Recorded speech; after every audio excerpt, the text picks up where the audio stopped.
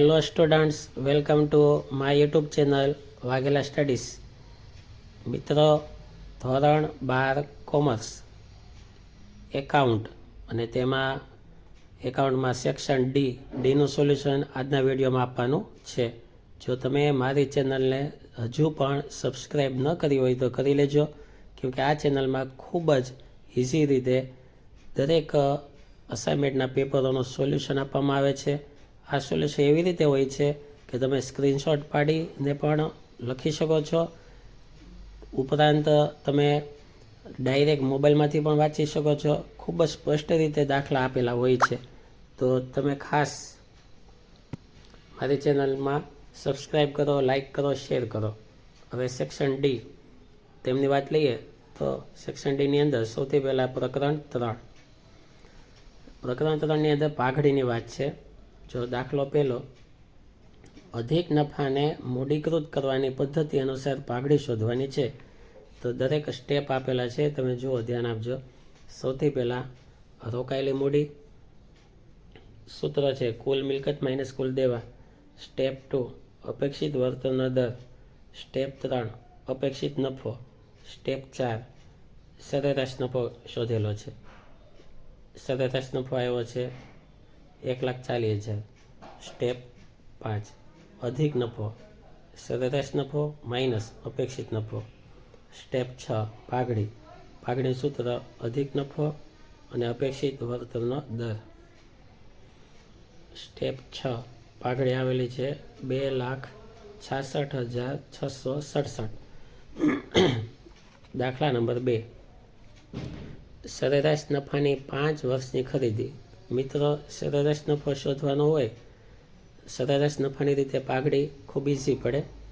જો સરેરાશ નફો શોધવાનો, તેમાં કાઉન્સમાં આપ્યો હોય ને તે માઇનસ કહેવાય. કાઉન્સમાં જે રકમ આપી હોય તે ટોટલમાંથી બાદ કરવી. કુલ 1.5 લાખ આવે છે અને 2 સ્ટેપ જ દે. સ્ટેપ બીજું, પાઘડી બરાબર સરેરાશ નફો ગુણ્યા ખરીદીના વર્ષો. તો આવી રીતે આવશે. દાખલા નંબર 4 તમને થશે દાખલો ત્રીજો થિયરી છે.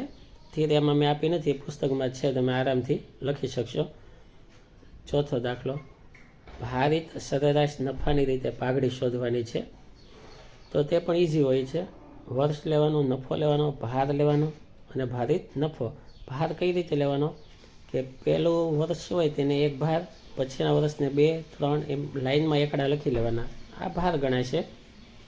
લાઇનમાં જ લખવાના 1, 2, 3, 4, 5 આવી રીતે. પછી એનો ટોટલ માંડવાનો. પછી ભારિત સરેરાશ નફો શોધવાનો. કુલ ભારિત નફો છેદમાં કુલ ભાર. સ્ટેપ બીજું, પાઘડી ભારિત નફો ગુણ્યા ખરીદીના વર્ષો. ખાસ ખરીદીના વર્ષો જોવાના ખાસ, કેમકે જે રકમમાં વર્ષો આપ્યા એ ખરીદીના વર્ષો ન થાય, તે તો નફાના વર્ષો ગણાય. ખરીદીના વર્ષો રકમમાં વાંચવાના તમારે. એ લોકો જેટલા વર્ષ કહે તેમના વડે ગુણવાનું. દાખલા નંબર 5. પાંચમા દાખલાની અંદર અધિક નફાની રીત છે. તો અધિક નફામાં સ્ટેપ વધશે થોડાક. જો સ્ટેપ પહેલું, રોકાયેલી મૂડી. સ્ટેપ નંબર 2 અપેક્ષિત વળતરનો દર. સ્ટેપ નંબર 3 અપેક્ષિત નફો. સ્ટેપ 4 સરેરાશ નફો. સ્ટેપ 5 અધિક નફો. સ્ટેપ 6 પાઘડી અધિક નફો ગુણ્યા ખરીદીના વર્ષો. તો આ રીતે પાઘડી આવશે. પછી દાખલા નંબર 7, છઠ્ઠી થિયરી છે 7. સ્ટેપ પહેલું, જો 7મા દાખલાની અંદર સરેરાશ નફાની રીતે છે, બહુ ઇઝી પડે. સરેરાશ નફો શોધી લેવાનો. ત્યારબાદ સ્ટેપ 2 સ્ટેપમાં જ ગણાઈ જાય. પાઘડી સરેરાશ નફો ગુણ્યા ખરીદીના વર્ષો. રકમમાં છે કે 4 વર્ષની ખરીદી, તો 4 વડે ગુણવાથી પાઘડી આવશે. દાખલા નંબર 8, તેમાં સરેરાશ નફાને મૂડીકૃત કરવાનો છે. તો સ્ટેપ વધશે. સ્ટેપ 1 રોકાયેલી મૂડી. સ્ટેપ 2 અપેક્ષિત વળતરનો દર.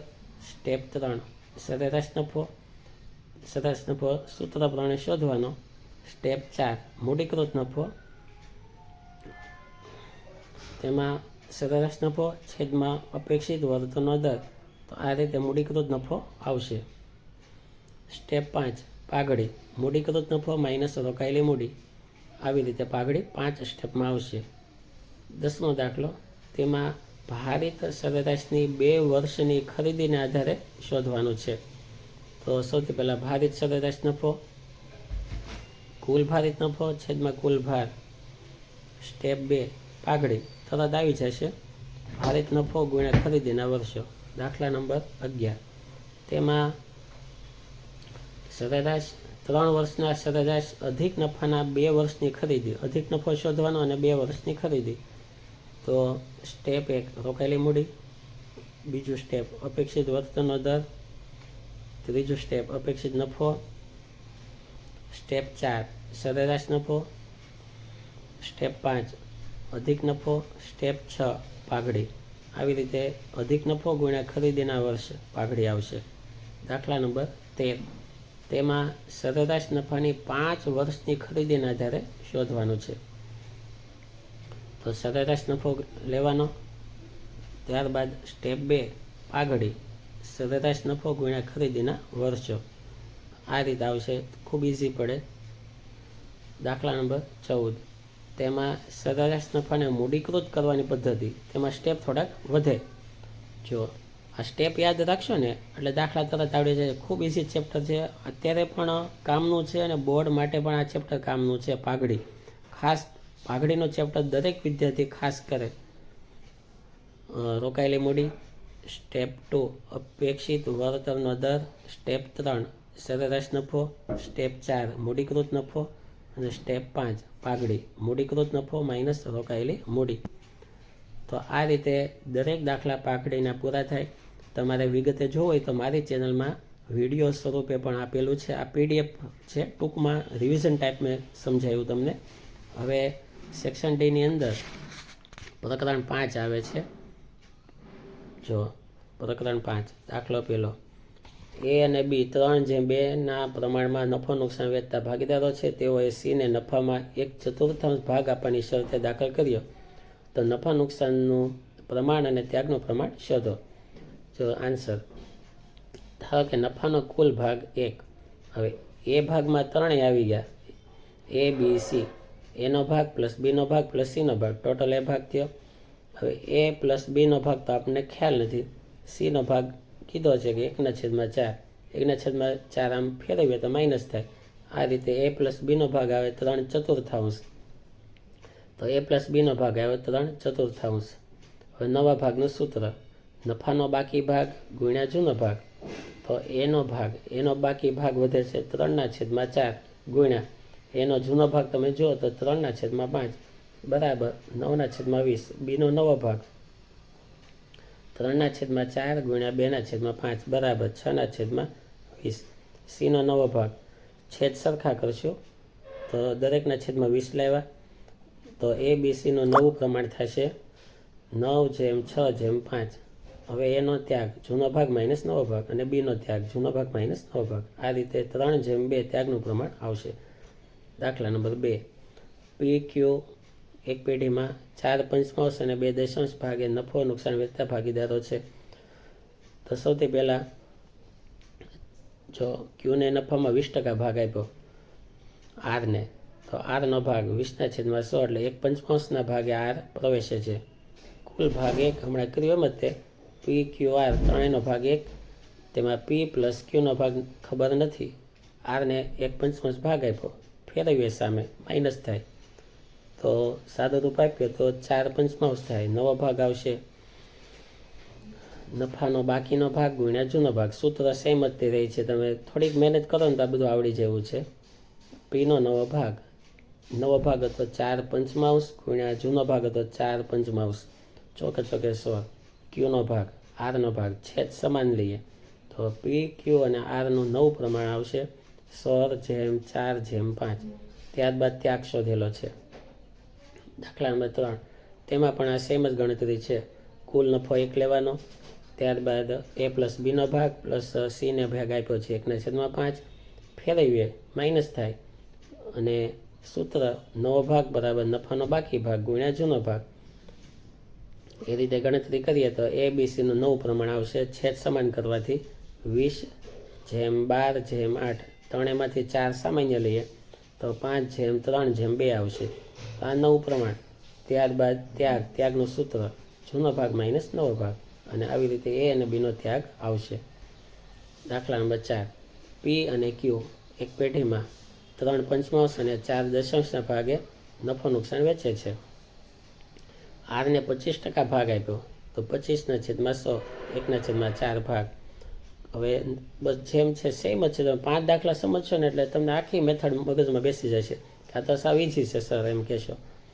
જો પી પ્લસ ક્યુ પ્લસ આરનો ભાગ ટોટલ 1, પી પ્લસ ક્યુનો ભાગ પ્લસ આરને આપેલો છે ભાગ 1/4 માઇનસ જાય સામે ફરે, નફાનો બાકી ભાગ વધે 3/4. સેમ સૂત્ર નવો ભાગ. ત્યારબાદ ત્યાગનું સૂત્ર પણ સેમ. દાખલા નંબર 5. એક્સ વાય 2/1 પ્રમાણે નફો નુકસાન વેચે છે. હવે શું આપેલું છે કે ઝેડ તેના ભાગ પૈકી 1/10 ભાગ એક્સ પાસેથી અને 1/10 ભાગ વાય પાસેથી મેળવશે. તો ત્યાગનું પ્રમાણ શોધો. હવે એક્સ અને વાયનું જૂનું પ્રમાણ છે 2/1. ઝેડનો નફાનો ભાગ છે 1/5. ઝેડ તેના ભાગ પૈકી 1/10 ભાગ એક્સ પાસેથી મેળવશે. તો એક્સનો ત્યાગ થાય 1/10 અને વાયનો ત્યાગ એ થાય 1/10. નવો ભાગ સૂત્ર થોડુંક બદલાય છે આમાં. ત્યાગ આપેલો છે એટલે કે નવો ભાગ બરાબર જૂનો ભાગ માઇનસ ત્યાગ. તો એક્સનો જૂનો ભાગ હતો 2/3 માઇનસ ત્યાગ 1/, બાદબાકી કરીએ તો 17/30 આવશે. વાયનો ભાગ આવશે 7/30. ઝેડનો નવો ભાગ છેદ સમાન કરીએ 30 લાવીએ તો આ રીતે નફા નુકસાનનું નવું પ્રમાણ આવશે 17/7/6. ત્યાગનું પ્રમાણ 1/1 આવશે. પ્રકરણ 6 નિવૃત્તિ. તેમાં પી ક્યુ આર એસ 4 ભાગીદારો છે. હવે તેમાં ક્યુ નિવૃત્ત થાય છે. ક્યુનો ભાગ આર અને એસ સરખા હિસ્સે મેળવશે. જો 4 ભાગીદારો પી ક્યુ આર એસ, તેમાં ક્યુ નિવૃત્ત થાય છે. ક્યુના ભાગમાં ચક્ર મેં કરેલું છે એટલે યાદ રહે. આ જૂનું પ્રમાણ. ક્યુ નિવૃત્ત થાય તેનો ભાગ ક્યુનો ભાગ થાય 3/10, કેમ કે તમે સરવાળો કરો ભાગનો તો ટોટલ 10 આવે. આ ભાગ આર અને એસ સરખા હિસ્સે મેળવશે એટલે કે 1/1. તો આર અને એસના લાભનું પ્રમાણ થાય 1/1, કેમ કે જેટલો ભાગ મેળવે એ લાભ એનો કહેવાય. હવે સૂત્ર લાભનું સૂત્ર થાય નિવૃત્ત ભાગીદારનો ભાગ ગુણ્યા લાભના પ્રમાણનો ભાગ.